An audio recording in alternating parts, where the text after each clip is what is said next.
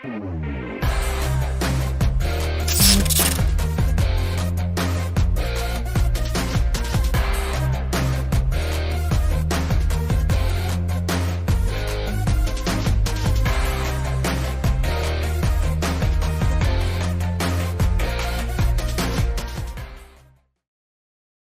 Smart Investor to my channel Nizar Imam. Jadi di episode kali ini kita akan membahas lagi tentang nikel ya. Yang sebenarnya ini masih hangat banget nikel, terutama buat teman-teman smart investor semua yang mungkin kurang beruntung nyangkut di Antam, terus nyangkut di Inco, Harum, Tins. Nah, ini mungkin episode kali ini akan sangat penting karena di dalam video kali ini saya akan membahas semuanya dari awal sampai akhir ya. Apakah kira-kira pesta nikel ini sudah berakhir atau memang hanya istirahat sebentar lalu akan ada episode kenaikan berikutnya?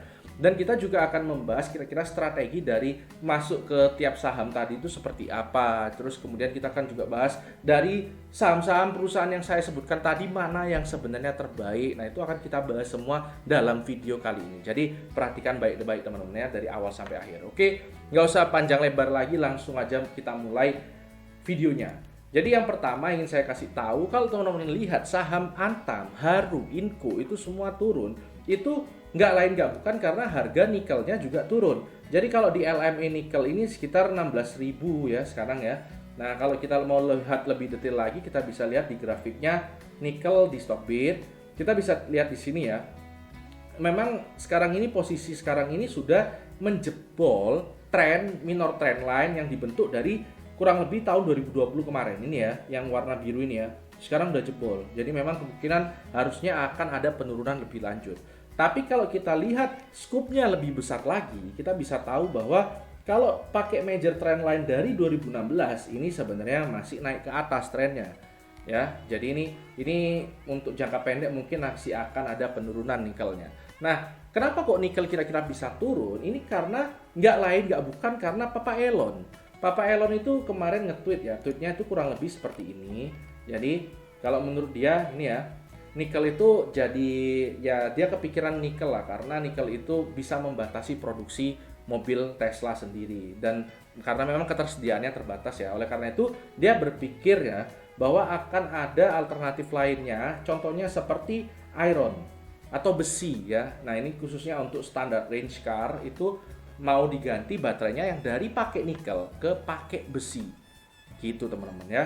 Nah, jadi ini ketika tweet ini dikeluarkan harga nikel langsung ambruk, langsung ngedrop ya karena takutnya ternyata Tesla itu nggak membutuhkan nikel sebanyak itu lagi. Karena untuk informasi aja ini bisa naik sepanjang ini juga karena salah satunya dari tweet Elon juga yang bilang harusnya perusahaan-perusahaan nikel itu meningkatkan produktivitasnya karena akan ada ya kebutuhan yang sangat besar di nikel. Nah, sekarang kita akan coba jawab pertanyaan, apakah kira-kira pesta nikel ini sudah berakhir dengan tweet dari Papa Elon tadi akan mengakhiri semua pesta ini. Nah, kita akan lihat. Nah, jadi kita bisa lihat ya, baterai yang sekarang dipakai di Tesla itu ada beberapa jenis ya, yang paling umum itu adalah NCA. Nah, NCA ini 88%-nya itu dari nikel. Dan ini ya memang bentuknya rasionya sangat bagus ya. Jadi makin kecil, dia bisa kecil tapi energinya bisa besar. Nah, kalau yang dibilang oleh Elon tadi dengan menggunakan iron itu baterainya jenisnya namanya LFP. Jadi lithium, V, dan fosfat. Nah, dari LFP kita bisa tahu bahwa sebenarnya dia udah nggak pakai nikel lagi, tapi bahan utamanya adalah besi. Dan ini cukup murah karena besi itu banyak banget. Tapi ini berat. Beda dengan nikel tadi yang bisa dibuat lebih compact. Nah, kalau LFP itu cukup berat. Nah, jadi kemungkinan besar LFP ini tidak akan bisa menggantikan NCA sepenuhnya. Nah, terus untuk juga yang perlu saya bilang sama teman-teman semua, Tesla itu diperkirakan di tahun 2030 itu kira-kira membutuhkan sekitar kurang lebih 1 juta ton nikel. Ya, di tahun 2030 dan sekarang Antam aja itu masih cuma bisa produksi sekitar 30.000 ton. Bayangkan itu banyaknya luar biasa seperti apa dan itu hanya berasal dari Tesla sendiri.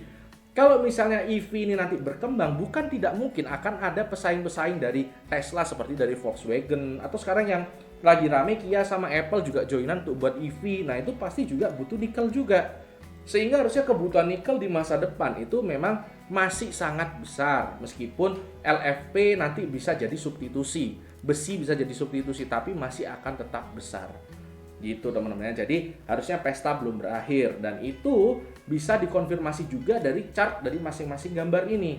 Ini adalah Antam Weekly. Teman-teman bisa lihat. Ini formasinya sekarang bisa kelihatan ya, EMA 50 di atas EMA 100, di atas EMA 200. Ini kita bisa identifikasi sebagai tren jangka panjang. Ya, ini baru berubah trennya, yang tren turunnya jangka panjang ini dari 2012, ini baru berubah. Jadi harusnya masih panjang banget. Harusnya masih umurnya masih panjang. Kita lihat di grafik Inco juga seperti itu, baru mulai. Ya, di Tins juga baru mulai. Terus di Harum juga baru mulai. Dan kita juga bisa berharap juga akan ada komoditi super cycle. Nah, jadi komoditi super cycle ini juga bisa harusnya mendorong, kalau terjadi ya bisa mendorong sampai ke sini juga harga nikelnya. Gitu. Jadi kalau menurut saya belum berakhir. Nah, lalu kalau belum berakhir, kira-kira kita harus gimana? Strateginya harus gimana? Nah, sebelum kita ngomong strategi, saya akan kasih tahu dikit sama teman-teman semua ya tentang value dari sebuah perusahaan. Jadi kita bisa lihat ya, kalau kemarin teman-teman lihat video saya di Antam di bulan Januari, itu prediksi saya di situ 100% benar. Kenapa kok bisa gitu? Karena kita bisa lihat ya, bahwa pada saat itu saya memprediksi harga wajarnya ada di 3.300. Teman-teman bisa cek videonya. Dan sekarang kita bisa lihat, Antam itu kemarin mentoknya di 3.300. Ketika setelah 3.300 dia turun lagi. Ya harusnya kalau teman-teman sudah lihat video saya, pada saat itu saya buat masih di 2000-an, 3.300 ya dilepas dong, karena sudah sentuh harga wajarnya.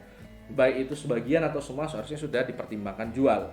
Gitu ya. Nah, sekarang value-nya sendiri, ketika kita lihat ini 3.300, value-nya sekarang itu seperti apa? Kalau kemarin 3.300 ini saya pakai asumsi harga nikel 20.000 dan kemarin sempat ketemu 20.000. Kalau ini misalnya kita anggap sekarang di harga 16.000, harga wajarnya jadi berapa? Harga wajarnya harusnya jadi, ini EPS-nya dikali 1,7. Nah, sekitar 78,2 alias harga wajarnya kurang lebih di 2.800-an. Gitu teman-teman ya. Dan ini kemarin juga nyentuhnya maksimal 2.800-an. Jadi artinya apa?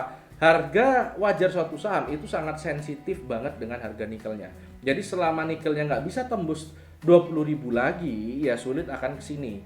Ya, tapi harusnya masih bisa. Kalau teman-teman percaya ini masih bisa, kita akan ngomong strategi masuk berikutnya. Jadi kalau teman-teman percaya ini masih bisa naik, untuk Antam sendiri strategi pertama itu adalah beli di waktu neckline di 2080-an, 2050, 2100. Kedua adalah di 1800. Ketiga, kalau yang mau sabar nunggu banget, di sini ada gap dan ada EMA 50, itu ada di sekitar range 1400-1500. Harusnya ke situ ya kalau mau sabar nunggu. Tapi kalau nggak sabar nunggu bisa masuk di plan A tadi atau di plan B. Gitu teman-teman ya. Itu untuk Antam. Untuk Inco kita bisa lihat sekarang juga bisa masuk untuk plan A-nya. Plan B-nya ada di 3.900, 4.000. Plan C-nya ada di 3.500. Itu untuk yang belum masuk. Terus kemudian untuk Tins sekarang ini 1.600, 1.700 ini bisa jadi plan A. Plan B di 1.200, 1.300. Plan C ada di 1.000. Untuk Harum sendiri ini yang agak sulit ya. Plan A di 4.000-an ya, 4.000, 4.500 di range itu. Plan B ada di 3.600, 3.500. Plan C ada di 2.800, 3.000. Itu adalah plan-plannya, dicatat aja ya teman-teman ya. Nah, ini harus diperhatikan. Ini masuknya nyicil, jangan langsung all in. Ya, jadi kalau misalnya kita masuk di 4.500 nih tahap pertama, karena masih turun ya udah beli lagi. Jangan sampai langsung all in. Karena kita nggak akan pernah tahu bottomnya itu di mana. Gitu ya. Jadi kita siap-siap aja, nggak usah di timing. Nah, saya sendiri juga tertarik untuk masuk lagi di nikel ya, karena ini harusnya koreksinya sudah bisa cukup menarik nih, gitu. Jadi kalau teman-teman juga tertarik, perhatikan plan-plan yang saya berikan tadi. Nah, kalau teman-teman sudah lihat plan-plannya dari semua saham ini, apakah ada saran atau rekomendasi saya kira-kira saham mana yang paling diutamakan? Kalau menurut saya, dari keempat saham yang saya sebut, yang paling bagus itu adalah Inco. Kenapa kok seperti itu? Karena kalau teman-teman lihat, alasan pertamanya adalah semua saham yang saya sebutkan ini cuma Inco yang memang fokusnya ke nikel.